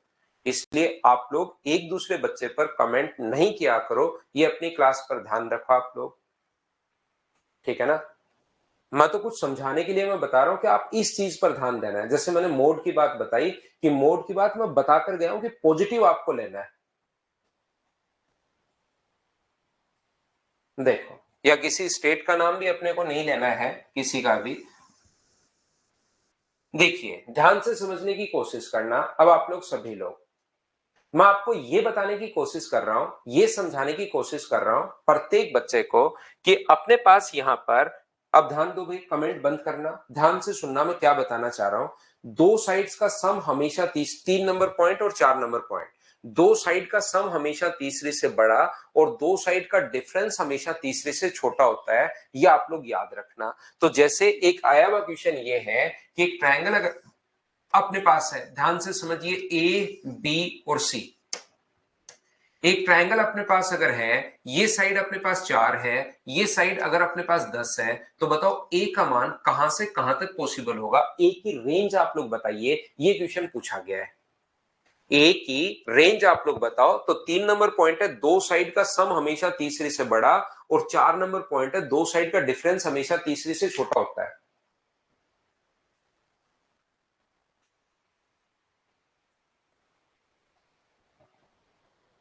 तो यहां पर मुझे एक बात बताइए आप लोग सभी लोग, दो साइड्स का सम हमेशा तीसरे से बड़ा और दो साइड का डिफरेंस हमेशा तीसरे से छोटा होता है। तो मुझे एक बात बताइए, प्रत्येक बच्चा मिलकर इस बात को बताओ, क्या दो साइड्स का सम 14 तो तीसरे से बड़ा होगा और दो साइड का डिफरेंस तीसरे से छोटा होगा? हाँ और ना बताइए। क्या आप लोग ये बात समझ पाए हो क्या सभी लोग, कि यहां पर ये हम लोगों ने ले लिया है। तो अब अपने पास यहां पर मोड लेने का मतलब ये था कि अपने पास 10 में से 4 माइनस भी कर सकते हो, और 4 में से 10 माइनस, तो -6 नहीं लेना, माइनस का 6 नहीं लेना, यहां पर प्लस का 6 आपको लेना है। इसलिए मोड मैंने लगाया था, क्योंकि वो जो -6 से बड़ा है और वो 6 से भी बड़ा है, तो -6 से 6 के बीच के नंबर भी नहीं लेने, वो 6 से बड़े लेना है, पॉजिटिव आपको लेना है। 6 से लेकर 14 तक होगा। ये एक क्वेश्चन मैंने आप लोगों को करवाया है। हाँ और ना मिलकर बताइए, क्या प्रत्येक बच्चा इस बात को समझ पाया है क्या? बताओ मुझे। हाँ और ना बताइए भाई। प्रत्येक बच्चे को मैं कोशिश करूंगा कि हर बच्चे को साथ लेकर चलें, और आप लोग कोशिश क्या करो कि मेरी बात जो है वो ध्यान से सुनो।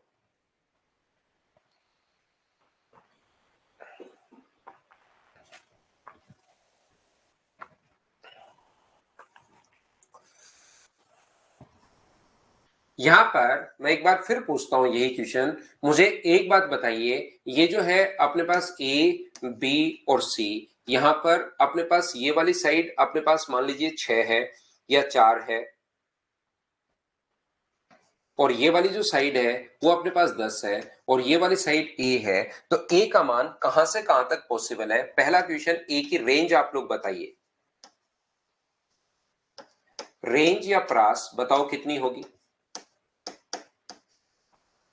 ए की रेंज या प्रास जो होगी वो कितनी होगी, बताओ मुझे।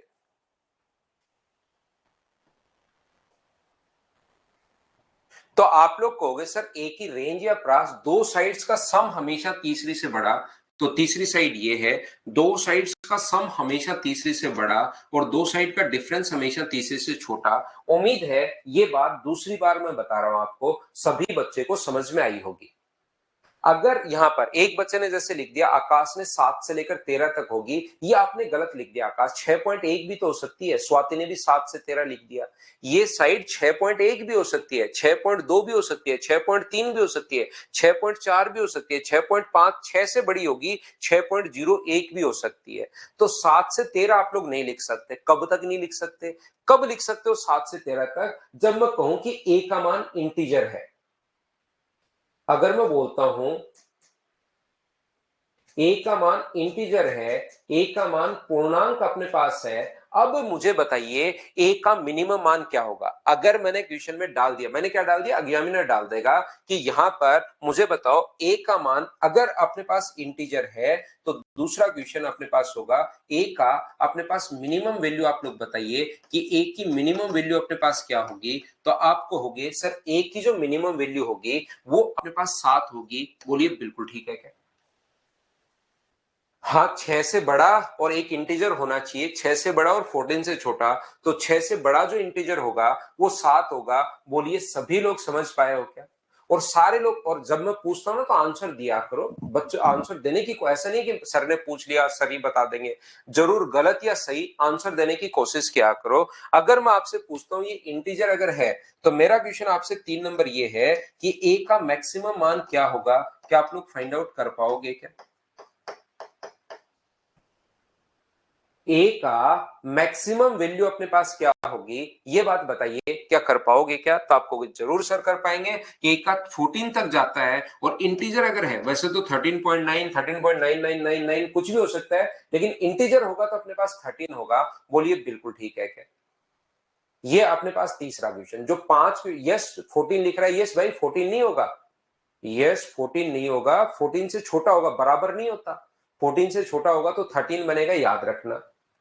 इधर भाई विक्रम और मलिक दोनों लोग मुझे बताओ, एक इधर पंकज आईटीआई, 3 लोग, कि जो बच्चा थोड़ा सा मैथ्स वीक है उनको भी अगर मैं साथ ले लूंगा तो फिर पूरी क्लास साथ हो जाएगी। और एक बार चीजें समझ में आनी शुरू हो गई तो फिर वो बच्चा क्लास में भी आता है, अब्सेंट भी नहीं होता और समझ में भी आ जाती है। तो दोनों लोग बताना भाई, आपको भी मुझे साथ लेना है क्लास के। चौथा नंबर जो क्वेश्चन है, मुझे बताओ नंबर ऑफ पॉसिबल ट्राइंगल कितने होंगे।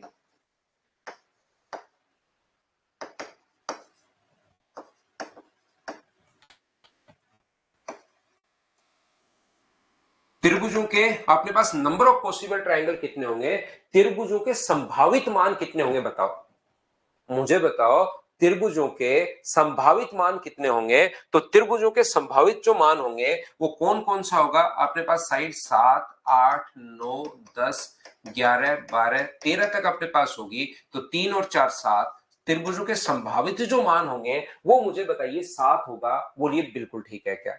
नंबर ऑफ पॉसिबल ट्राइंगल अगर आप लोगों से कोई पूछे तो वो अपने पास कितना होगा, तो आप कहोगे सर वो अपने पास 7 होगा। ये दूसरा तरीका, नंबर ऑफ पॉसिबल ट्राइंगल अगर कभी भी हम लोगों से पूछता है, ध्यान से समझना मैं क्या कहने की कोशिश कर रहा हूं। नंबर ऑफ पॉसिबल ट्राइंगल अगर कभी भी हम लोगों से पूछता है, नंबर ऑफ पॉसिबल ट्राइंगल ये गिन लिए भाई, 1 2 3 4 5 6 7। कैसे, कुछ बच्चों की बात नहीं समझ में आई, मैं फिर बताता हूं। पहला जो है वो ट्राइंगल होगा 4 10 और साइड 6 से बड़ी 7 ले लोगे, एक ट्राइंगल। ए का मान 6 से बड़ा और 14 से छोटा होना चाहिए और इंटीजर अगर है तो अपने पास 7 हो गया। दूसरा ट्राइंगल अपने पास कितना होगा, 4 और 10 तो फिक्स है, इस ए का ही तो मान चेंज हो सकता है, ए का मान अपने पास 8 है। फिर कौन सा होगा, फिर अपने पास होगा 4 10 और अपने पास यहां पर 9 होगा। फिर कितना होगा, फिर 4 10 और अपने पास 10 होगा, नंबर ऑफ पॉसिबल ट्राइंगल। फिर अपने पास कौन सा होगा, फिर अपने पास होगा 4 10 और अपने पास यहां पर 11 होगा। फिर कौन सा होगा, 4 और 10 तो फिक्स है, ए का मान ही तो चेंज हो सकता है, 12 होगा। फिर कौन सा होगा, फिर अपने पास होगा 4 10 और 13, उसके बाद 14 हो नहीं सकता। ये ऐसे करके 7 ट्राइंगल पॉसिबल है। हाँ और ना बताइए, क्या आप लोग समझ पाए हो क्या?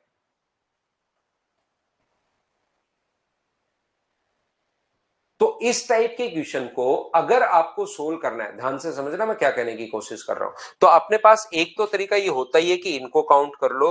दूसरा तरीका अपने पास ये है कि छोटे वाली साइड को इंटू करके 2 से और -1 आप लोग कर दीजिए। छोटे वाली साइड कितनी है, 4, तो 2 का इंटू कर दो 4 से और -1 कर दो, तो भी यही अपने पास आंसर आ जाएगा। यानी अपने पास इसका फॉर्मूला क्या होता है, तो इसका फॉर्मूला होता है अपने पास 2n - 1, ये अपने पास फॉर्मूला होता है। और n यहां पर जो गिवन साइड है उसमें से छोटे वाली है। हाँ, 6 और 14 नहीं होगी हरिओम भाई। यहां पर नंबर ऑफ पॉसिबल ट्रायंगल, त्रिभुजों के संभावित मान कितने होंगे, कितने त्रिभुज पॉसिबल हैं, तो मैंने सारे के सारे त्रिभुज 4 और 10 तो फिक्स है, ए का मान ही तो वेरी कर रहा है, अलग अलग आ रहा है, 7 8 9 10 11 12 13। तो ऐसे नंबर ऑफ पॉसिबल ट्रायंगल कितने हैं, वो अपने पास 7 है, ये लीजिए। इसको जल्दी करने का या डायरेक्ट करने का तरीका है कि दोनों में से अपने पास छोटे वाला नंबर लेते हैं, जो गिवन नंबर है। ए का मान नहीं देखते, ए का मान कुछ भी हो, जो गिवन नंबर है उसमें से छोटे वाला नंबर देखते हैं। तो छोटे वाला नंबर कितना है, 4, और 10 में से अपने पास 4 है, तो 4 का डबल करके -1, 2n-1, जहां n जो है वो स्मॉलर नंबर है दोनों में से। ये आप लोग याद रखना, इसको आप लोग ध्यान रखना। मुझे एक बात बताइए, प्रत्येक बच्चा मिलकर, सारे लोग मिलकर मुझे एक बात बताओ, 4 से लेकर या अपने पास 10 से 20 के बीच कितने नंबर होंगे?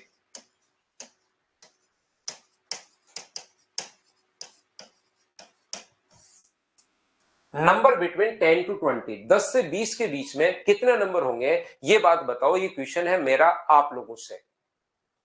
मुझे एक बात बता दो, 10 से 20 के बीच में कितने नंबर होंगे?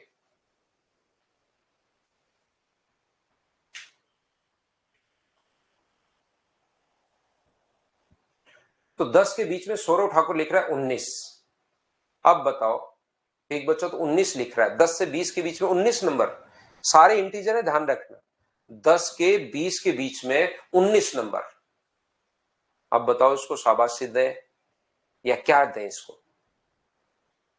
इंटीजर की मैं बात कर रहा हूं, याद रखना। एक बच्चा जो इनफाइनाइट लिख रहा है, चंद्रा गुरशन का तो अब भी नंबर 19 है, तो उसको लगता है ये फॉर्मूला मेरे पास बता दिया सर ने कि जब भी नंबर निकालना है तो इसको इंटू करते हैं हम लोग 2 से। 2 गुना 10-1, आंसर अपने पास आ गया 19। अब आपकी जिंदगी में कभी भी कुछ इन लोगों को बनाना है तो ये तो यही फॉर्मूला बना देंगे। कुछ भी अपने पास हो, इनको पैसे कमाने हैं, इनको रुपीज को कन्वर्ट करना है पैसे में, पैसे को कन्वर्ट करना है रुपीज में, ये रहा। इनको यहां से जयपुर से भरतपुर की दूरी निकालनी है, जयपुर से दिल्ली की दूरी निकालनी है, 2 इंटू जयपुर -1।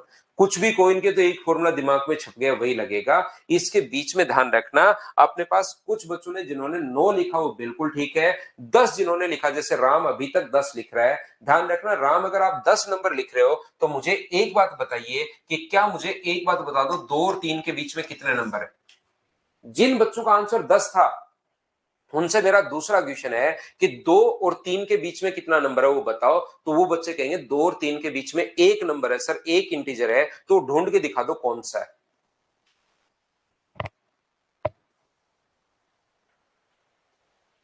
तो आपको रटना नहीं है कोई चीज, एक बार 2n-1 बता दी तो आप लोग रट लो उसको कि सब कुछ। अब मैं पूछ क्या रहा हूं, क्वेश्चन आप लोग देखोगे तो इसके बीच में अपने पास कोई नंबर नहीं है, 0 नंबर है। तो जब नंबर निकालने इसके बीच में कितने नंबर है, तो तरीका होता है 3-2 और -1 तो 0। तो इसके बीच में जो 20-10 नहीं है, 10 नंबर नहीं है, एक और माइनस करना पड़ेगा क्योंकि 10 भी नहीं चाहिए हमें। तो इसके बीच में कितने नंबर है, 9 नंबर है। बोलिए प्रत्येक बच्चा इस बात को समझ पाया कि तरीका होता है -1 हम लोग और करते हैं। अब किसी बच्चे को लगता है कि ओहो सर -1 क्यों करते हैं, तो भाई देखो ना अपने पास दोनों नंबर, बीच के नंबर लिख कर देखो। 10 ले लोगे तो क्या 10 सही होगा, क्या 10 नहीं होंगे, लिख कर देख लो, 11, 12, 13 ऐसे करके सारे के सारे नंबर लिख कर देख लो।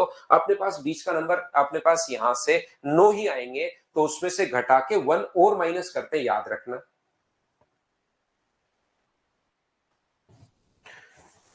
अनुज कह रहा है सर 8 होगा, 10 से 20 के बीच 8 नंबर होंगे। उसको शायद या तो 15 भूल गया होगा या 16 उसने लिख कर देखे और कोई भूल गया, अब उसके 8 आ रहे हैं। अनुज के अभी भी 8 आ रहे हैं, तो क्या करें बताओ? 11, 12, 13, 14, 15, ये सुंदरम ने नंबर लिख दिया। अनुज इनको गिनो, आपने जो काउंटिंग लिखी ना उसको मत गिनो। आप जो सुंदरम ने नंबर लिख दिए, देखिए आपके कमेंट बॉक्स में दोनों पर मैं 7 पढ़ा रहा हूं, मदर्स पर और सिंकोरी एजुकेशन पर, 2 प्लेटफॉर्म पर मैं 7 पढ़ा रहा हूं। तो इधर एक बच्चा है उसके 8 ही नंबर आ रहे थे, तो एक सुंदरम ने लिख दिया कि भाई ये काउंट कर लो, तो ये काउंट कर लो भाई। तो देखिए मैं आपको क्या कह रहा हूं, यहां पर मुझे एक बात बताइए, ये वाली साइड मान लो अपने पास यहां पर x है, n है, ये वाली साइड m है और ये वाली साइड a है, और इन दोनों में से a का मान तो पूछा है, n अपने पास छोटा नंबर है और m अपने पास बड़ा नंबर है। ध्यान से समझने की कोशिश करो, प्रत्येक बच्चा, n अपने पास छोटा नंबर है और m अपने पास बड़ा नंबर है, तो मुझे बताइए दो साइड्स का जो सम होता है वो तो तीसरी से बड़ा। ये चीज तो मैंने आपको अभी भी समझाई है, और दो साइड का डिफरेंस हमेशा तीसरे से छोटा होता है। ये लीजिए अपने पास यहां पर m बड़ा नंबर है, n छोटा नंबर है। तो पहले सबसे पहले ये लाइन मैंने कैसे लिख दी, क्या ये बात तो समझ पाएगा, तीसरे को और चौथे को मिक्स करके लिख दिया। दो साइड्स का सम हमेशा तीसरे से बड़ा और दो साइड का डिफरेंस हमेशा तीसरे से छोटा होता है। बताइए ये बात समझ पाए हो क्या? हाँ और ना बताओ सभी लोग। अब एक बच्चा लिख रहा है कि सर n का मान a और m के बीच होगा। अब उसको मैं क्या समझाऊं? a का मान अपने पास ऐसा नहीं होता a और m के बीच होगा, ये लो। अब कितनी बार मैं बताऊं कि तीसरी साइड इन दोनों के बीच में नहीं होती, सम और डिफरेंस के बीच होती है। बताओ कैसे समझोगे आप? अब ऐसी गलती करोगे तब तो मैं कहां कहां ठीक करता रहूंगा आपको।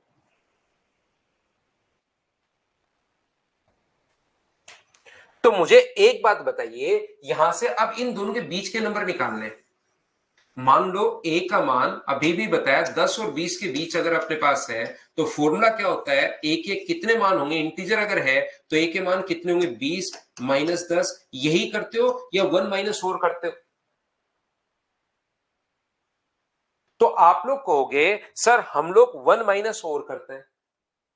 हम लोग यहां पर 1 माइनस और करते हैं, ध्यान से सुनना आप लोग। तो मुझे एक बात बताओ, ये अपने पास अभी भी मैंने बताया कि ये फॉर्मूला 20 माइनस 10 माइनस 1, 1 और माइनस करेंगे तो इसके बीच के नंबर निकालने हैं। तो अपना तरीका क्या होगा, तो आप कहोगे m plus N, m minus N, बीच के नंबर में से सर इसमें से ये नंबर घटा के 1 और माइनस करते हैं क्या? ठीक है क्या? 1 और माइनस करते हैं और जैसे आप लोग माइनस खोलोगे तो m plus n minus m plus का n माइनस 1, m से m कट गया तो बचा क्या, 2n माइनस 1। ये अपने पास फॉर्मूला बन गया 2n माइनस 1। यहां से ऐसे करके मैं सोल्व कर रहा हूं और लास्ट में मैं रटवा दे रहा हूं आपको कि 2n माइनस 1 आप लोग रट लीजिए।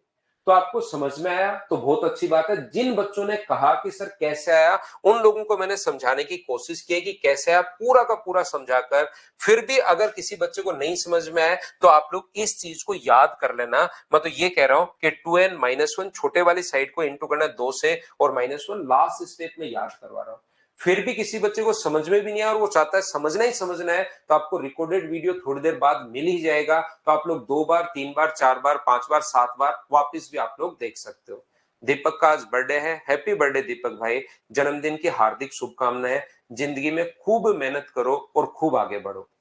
यहां पर अपने पास पांचवा जो क्वेश्चन अपने पास है वो अपने पास इस प्रकार से है कि आप लोग बताइए सम ऑफ पेरीमीटर,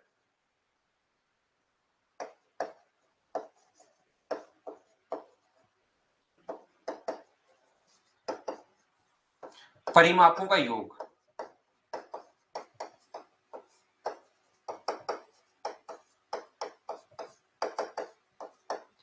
इसके जो परिमाप बनेंगे, जितने भी नंबर ऑफ पॉसिबल ट्रायंगल बनेंगे, उनके परिमापों का योग क्या होगा, पेरीमीटर का सम क्या होगा, वो बताइए। संदीप लव यू भाई।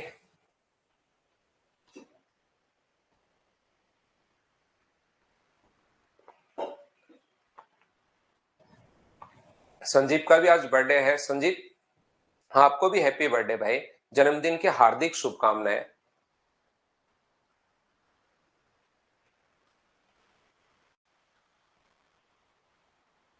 ठीक है अखिल।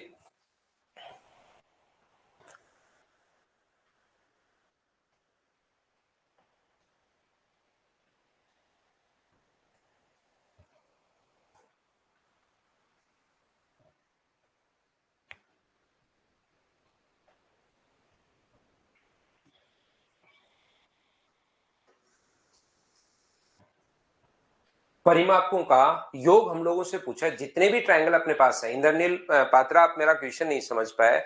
जितने भी नंबर ऑफ पॉसिबल ट्रायंगल बनेंगे, इस बच्चे ने लिख दिया 4 प्लस 10 प्लस ए, लेकिन मैं ये पूछ रहा हूं नंबर ऑफ, पहली बात तो पेरीमीटर का मतलब होता है तीनों साइड्स का सम। और फिर मेरा क्वेश्चन ये है कि नंबर ऑफ पॉसिबल ट्रायंगल जितने बनेंगे, जितने अपने पास बनेंगे, उनका अपने पास योग पूछा है, जितने भी ट्रायंगल अपने पास बनेंगे। तो बताओ पहले ट्रायंगल का कितना होगा, 4 प्लस 10 प्लस 7 परिमाप।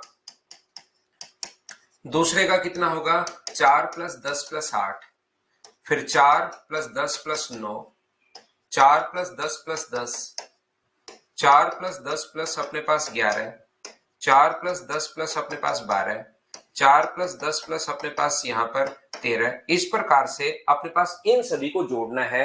बोलिए आप लोग सब बच्चे समझ पाए हो क्या कि परिमाप का योग इनको जोड़ना है। तो अब आप लोग यहां पर ध्यान से समझना, आप लोग इन सभी को इधर जोड़ लो।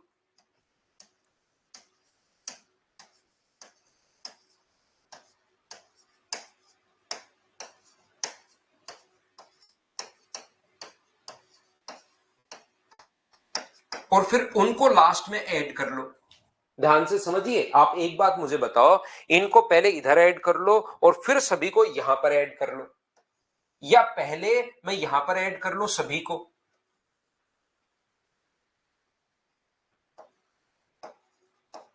ऐसे ही इसको ऐड कर लूं, ऐसे इन सभी को ऐड कर लो, यहां पर जो भी आएगा। तो क्या फिर उन सभी को ऐड करें तो क्या दोनों तरफ से आंसर सेम आएगा या अलग आएगा, ये बात बताना मुझे।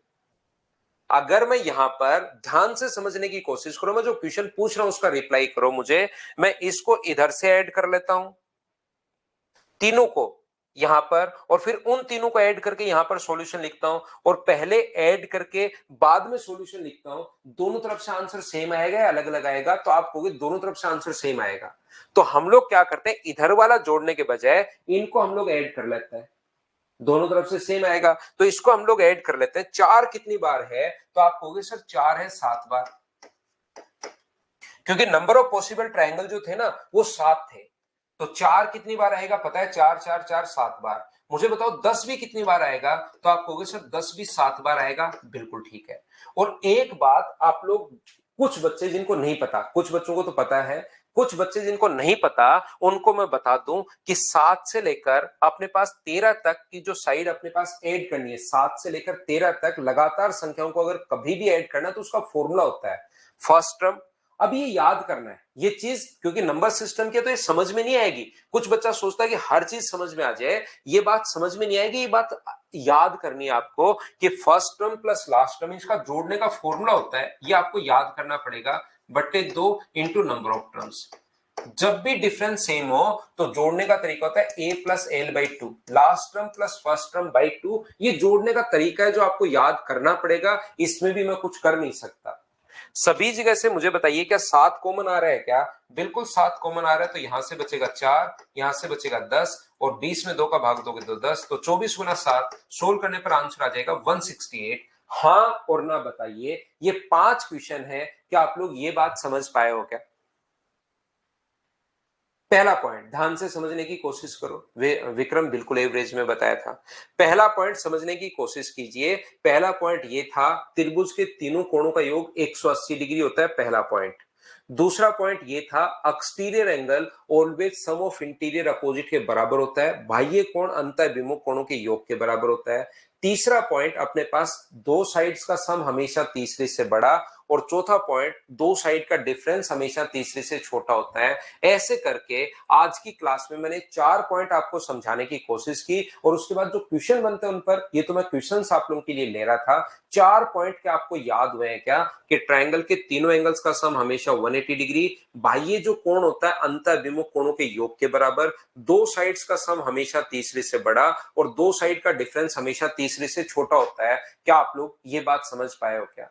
इससे 5 क्वेश्चन बनता है। कल जैसे ही मैं आप लोगों के लिए आऊंगा तो कल ये 5 क्वेश्चन आप लोगों के लिए मैं लेकर आ जाऊंगा, वापस से आते ही 5 क्वेश्चन करवाऊंगा। अब आप लोगों को करना क्या है कि जाते ही किसी को, ये 4 ही पॉइंट तो पढ़ाए हैं मैंने, 15 मिनट में 4 पॉइंट आपको, या ये पॉइंट किसी को समझा देना, तो हमेशा के लिए आपको याद हो जाएगा। ध्यान रखना आप लोग, हमेशा के लिए वो जो पॉइंट है वो आप लोगों को याद हो जाएगा हमेशा के लिए। तो आप लोग यहाँ पर कुछ बच्चे जैसे कह रहे थे, एक दो बच्चे ने लिखा, तो हम लोग शुरुआत कर लेते हैं भाई। 15 मार्च से हम लोग शुरुआत कर लेते हैं। शाम का बैच होगा वो, याद रखना। सुबह मेरे पास टाइम है नहीं, सुबह तो यही टाइम मेरे पास रहता है। 15 मार्च से हम लोग एक प्रैक्टिस बैच आप लोगों के लिए अनाउंस कर देंगे, कल शाम तक अनाउंस कर देंगे। तो आप लोग देख लेना, जो भी बच्चा प्रैक्टिस करना चाहे मेरे साथ साथ, तो आप लोग देख लेना। 15 मार्च को हम लोग डिसाइड कर लेते हैं। शाम का टाइमिंग रहेगा अपना, शाम का टाइमिंग हम लोग 6 से 7 रखेंगे, 6 to 7। ये जो टाइमिंग रहेगा प्रैक्टिस बैच के लिए, वो शाम का टाइमिंग रहेगा, 6 to 7 का टाइमिंग हम लोग रखेंगे। ठीक है। तो पंकज, लव यू भाई। तो चलिए कल मिलते हैं, आज के लिए सिर्फ इतना ही। Thank you, bye bye, take care.